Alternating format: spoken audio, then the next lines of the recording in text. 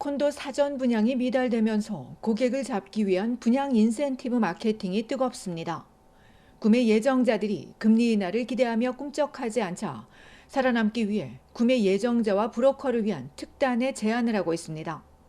구매 예정자에게는 주차장을 무료로 주거나 깎아주는가 하면 보증금을 15% 아래로 낮춰주며 모기지 지원 프로그램을 제공해주기도 합니다. 브로커나 중개인 수수료를 5% 넘어 최대 10%까지 올리면서 구매자와 나누게 하기도 합니다. 전에도 판매 전략의 일환으로 인센티브는 나왔지만 사전 분양에 대한 수요가 거의 없는 요즘엔 인센티브가 보편화되는 추세라고 어바네이션은 설명했습니다. 앞서 온타리오주 토론토 개발업체는 100만 달러 미만 주택에 대해 최대 9만 달러까지 2년치 모기지 비용을 지불하겠다고 제안했고, 또 다른 개발업체는 보증금을 10%로 낮추고 기간도 크게 늘린 바 있습니다. 이런 인센티브는 자금 조달에 필요한 10%를 남겨둔 업체들에서 특히 두드러지며 인센티브도 다양해지고 있습니다. 한편 어바네이션에 따르면 올 1분기 광역 토론토와 해밀턴의 사전 분양 콘도 매매는 1,461건입니다. 지난 2009년 금융위기 이후 가장 낮은 수준입니다. 최근 10년간 1분기 평균치보다 71%, 2022년보다 무려 85% 급감했습니다.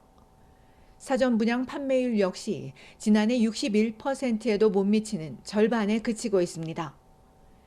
이처럼 사전 분양 미달이 이어지면서 광역 토론토의 콘도 신축 계획들은 취소되거나 축소됐습니다. 올 1분기 사전 분양한 콘도는 단 4개 프로젝트에 불과했습니다. 신규 콘도 프로젝트들이 2022년 중반부터 중단되고 지연되면서 오는 2027년과 28년에는 시장에 나오는 유닛을 찾아보기 어려울 것이란 우려도 나왔습니다.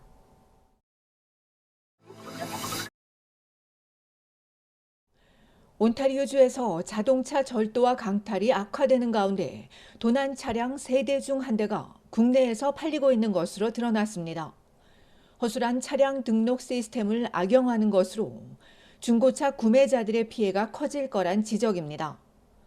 2년 전 토론토의 한 딜러샵에서 포드 픽업 트럭 중고차를 구매한 남성은 처음에 앱 등이 작동하지 않아 결함이려니 했는데 알고 보니 자신이 구매한 차량이 도난 차량이었습니다.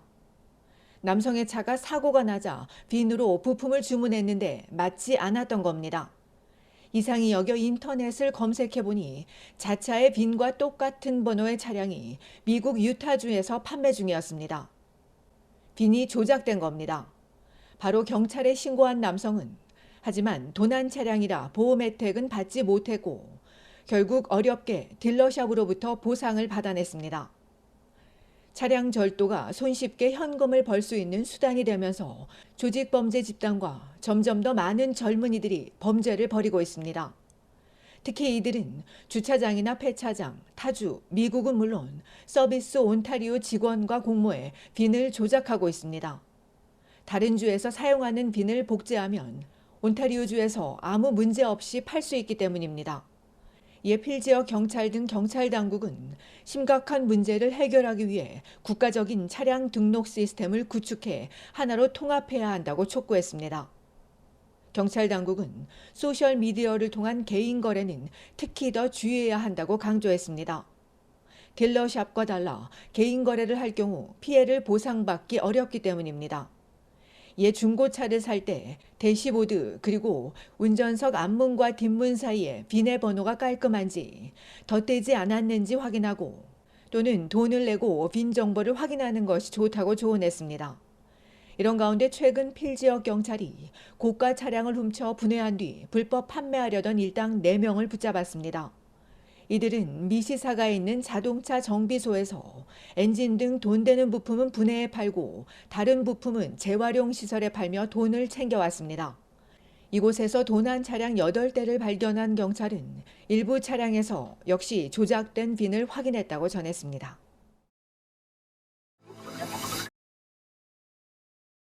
분노의 감정이 혈관 건강에 부정적인 영향을 미친다는 연구 결과가 나왔습니다. 미국 연구진이 무작위 참가자 280명을 대상으로 8분 동안 분노와 슬픔, 불안의 감정을 느끼게 만든 뒤 혈관 건강을 측정했습니다. 그 결과 슬픔과 불안은 중립적인 감정과 마찬가지로 혈관 지표에 변화가 없었지만 분노는 40분 동안이나 혈관에 큰 부담을 안겨주고 회복 능력도 떨어져 재기능하기가 어려워졌습니다. 연구진은 40분이 긴 시간은 아니지만 자주 분노하면 할수록 혈관에 좋지 않은 영향이 누적된다고 설명했습니다. 때문에 화를 자주 내는 사람이 만성적으로 혈관이 손상되는 등 만성혈관 부작용을 겪는 것으로도 예상된다고 연구진은 덧붙였습니다. 이번 연구 결과는 미국 심장협회 저널에 실렸습니다. 앞서는 분노가 심근경색을 유발하는 또 하나의 외적 원인이라는 연구도 있었습니다. 때문에 분노를 다스리고 이완하는 것이 중요하다고 전문가들은 입을 모았습니다.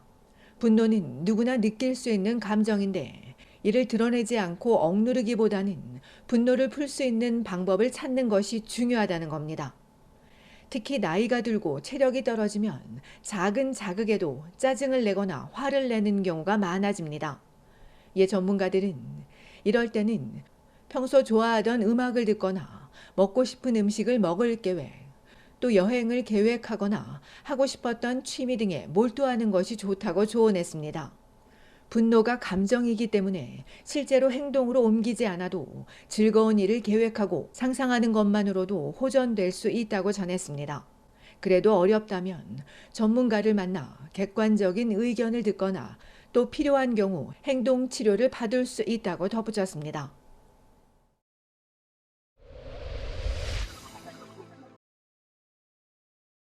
어제 낮 1시 30분 온타리오주 토론토 다운타운 에비뉴 로드와 블루어 스트리트 웨스트 인근에서 전기 자전거를 타고 가던 39세 남성이 트럭에 치여 병원으로 옮겨졌으나 숨졌습니다.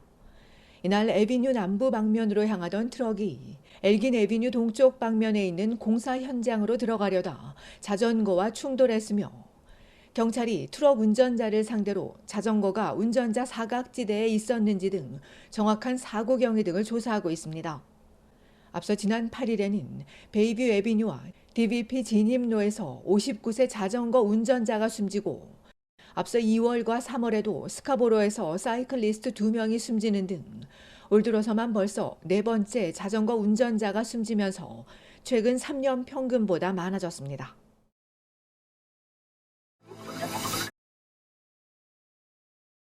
오늘 아침 온타리오주 스카보로 401 고속도로에서 오토바이 운전자가 크게 다치는 사고가 있었습니다. 온주경찰에 따르면 오늘 아침 7시 포트 유니언 로드 인근 401 고속도로 서부 방면 콜렉터에서 오토바이와 픽업 트럭이 부딪히면서 오토바이 운전자가 의식을 잃은 채 병원으로 옮겨졌으며 경찰이 사고 원인을 조사하는 동안 현장 주변이 통제되면서 출근길 심한 혼잡을 빚었습니다. 한편 앞서 어젯밤 9시 15분에는 던다스 광장에서 20대 여성이 흉기에 찔리는 사건이 발생했습니다. 여성은 다행히 생명엔 지장이 없는 정도의 부상에 그쳤지만 병원에서 치료를 받았으며 범행 후 달아난 용의자를 추적하고 있는 경찰은 목격자들의 제보를 요청했습니다.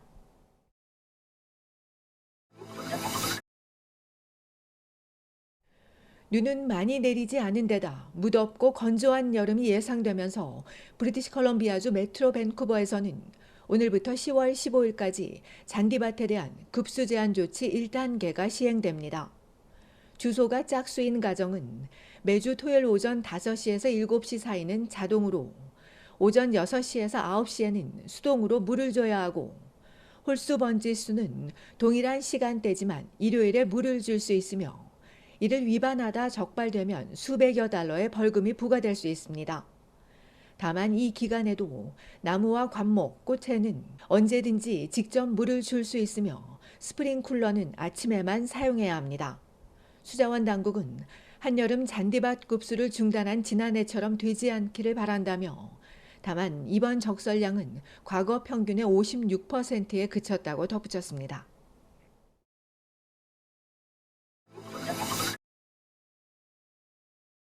최근 미국의 컬럼비아 대학교를 시작으로 예일과 뉴욕 대학교 등 친팔레스타인과 반전 시위가 대학가에서 날이 갈수록 확산하는 가운데 캐나다에서도 비슷한 텐트 농성이 이어지고 있습니다.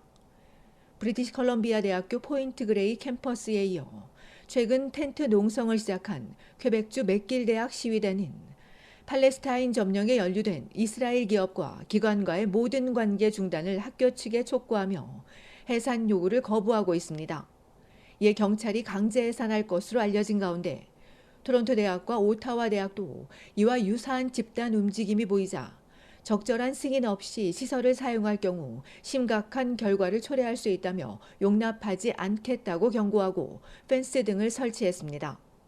이런 가운데 스코샤은행이 이스라엘 무기 회사에 투자한 것으로 알려지면서 캐나다 시위대의 표적이 되고 있습니다.